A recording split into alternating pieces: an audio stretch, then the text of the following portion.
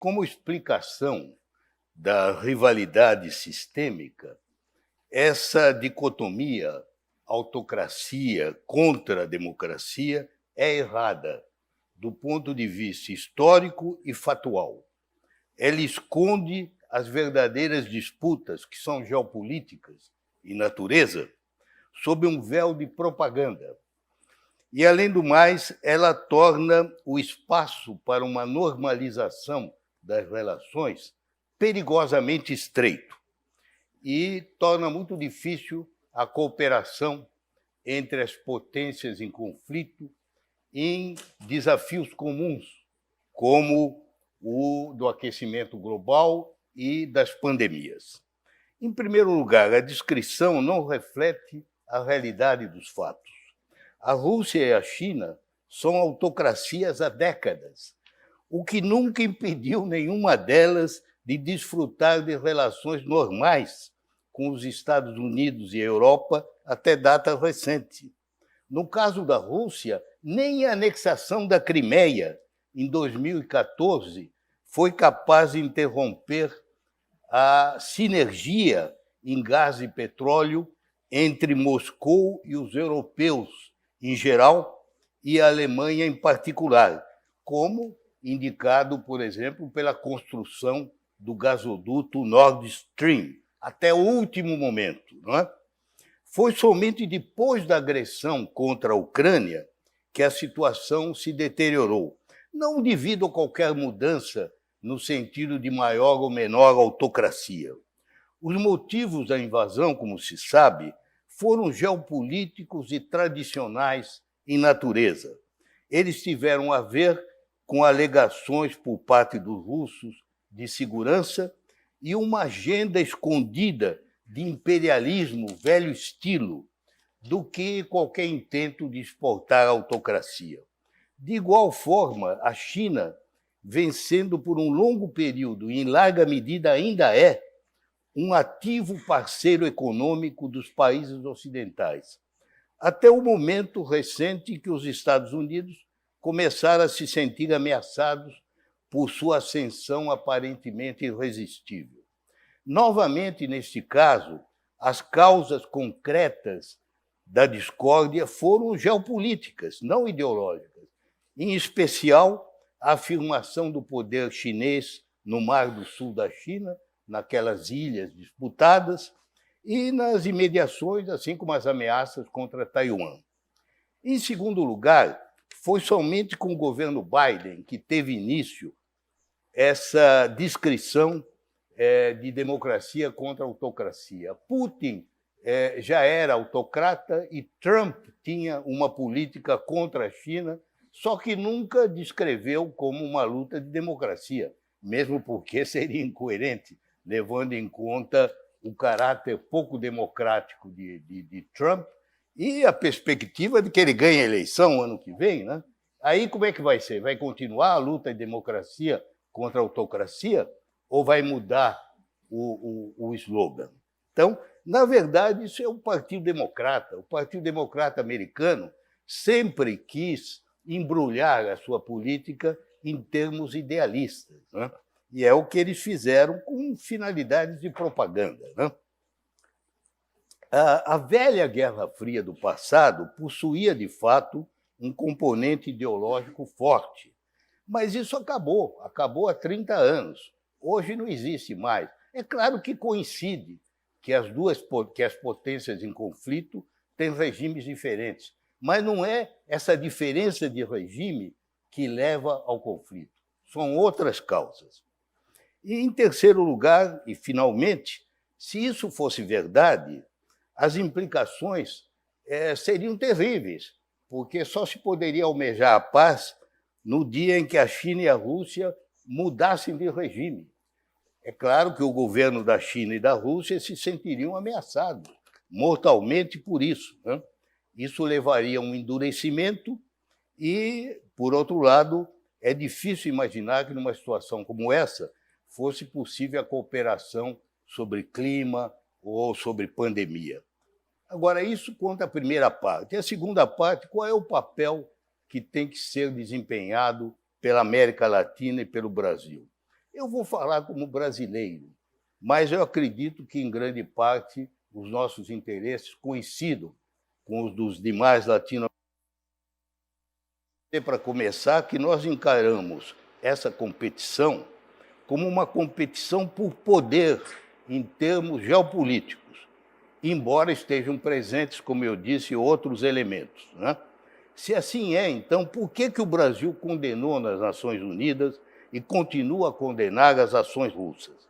A resposta é muito simples. O Brasil condena a invasão da Ucrânia como uma agressão injustificada e não provocada contra uma nação soberana. A violação subsequente da integridade territorial ucraniana por meio da anexação de províncias, da mesma forma que os crimes de guerra constituem graves violações da Carta das Nações Unidas, dos princípios básicos do direito internacional, das convenções sobre direitos humanos e dos acordos de direito humanitário. O que o Brasil condena não é a autocracia russa, é um ataque perigoso contra as normas e princípios do sistema internacional baseado em regras jurídicas, tal como encarnado na Carta da ONU e outros tratados. O Brasil não é uma potência nuclear, como todo mundo sabe. Na verdade, é o único país não nuclear na categoria que George Kennan chamava de países monstros, que eu acho muito melhor do que essa categoria de BRICS, que é uma coisa inventada pelo mercado financeiro, não é? Na verdade, os países monstros são os que têm território continental e população de centenas de milhões. E só há 5: Estados Unidos, Rússia, China, Índia e Brasil. O Brasil é o único desse grupo que não tem armas nucleares, nem quer ter, e, além do mais, não é nem potência militar convencional, porque a nossa capacidade é meramente defensiva. Nós não projetamos poder fora do Brasil. Agora, a nossa adesão à Carta das Nações Unidas e a um sistema baseado em regras não é somente fruto da convicção moral, é igualmente uma matéria de alto interesse e autopreservação, porque o Brasil é um país desarmado. Mesmo por egoísmo, o Brasil tem que ser a favor do direito, porque ele não tem proteção. Portanto, o Brasil não tem hard power, no sentido de capacidade de coagir outros por meios militares e econômicos. O poder de que ele dispõe é soft power, são as influências do exemplo moral, da persuasão de ideias, de negociações pacíficas.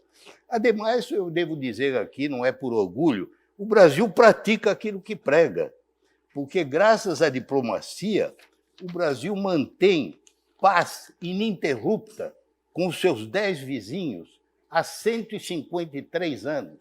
Qual é o país do mundo que tem 10 vizinhos e que pode dizer a mesma coisa? Desde o fim da Guerra da Tríplice Aliança contra o Paraguai. Portanto, com relação aos atuais conflitos do mundo, o Brasil não tem nenhum interesse em jogo, ele não tem nenhuma ameaça, a não ser a sua fidelidade ao sistema baseado em regras. O nosso país, geograficamente, está muito distante, ao contrário da Lituânia, está muito distante das hotspots, das zonas de conflito, né? Europa do Leste, Iraque, Afeganistão, Oriente Próximo, Ásia do Leste, Corno da África. Não dispondo de reservas de poder para agir diretamente em conflitos como a Ucrânia, o único meio ao nosso alcance é a nossa diplomacia, a nossa ação diplomática para insistir na busca pacífica de pôr fim à guerra mediante negociações através das Nações Unidas ou de algum esforço coletivo. No caso da China, existe um outro elemento importante. A China é o nosso maior parceiro comercial, uma das principais fontes de investimento no país. Nós não temos nenhum conflito com os chineses. A nossa relação bilateral é mutuamente vantajosa. Nós não nos sentimos ameaçados pela China de nenhuma forma. O fato dela possuir um regime diferente, não é razão para nós antagonizarmos a China. E uma reflexão conclusiva, com isso eu termino. Durante a Guerra, os brasileiros tendiam a se alinhar com a causa dos Estados Unidos e do Ocidente, porque eles viam a luta ideológica contra a União Soviética como uma expressão externa do mesmo combate que eles estavam conduzindo dentro do Brasil contra o que eles consideravam um perigo mortal, a subversão comunista levada a efeito pelo Partido Comunista do Brasil, inspirada e financiada por Moscou. Existia, portanto, naquele momento, uma coincidência ou aparente coincidência de interesses entre a elite dirigente brasileira e a estratégia americana. Essa coincidência deixou de existir. Os brasileiros não encaram a China ou a Rússia como ameaças sérias à democracia no país.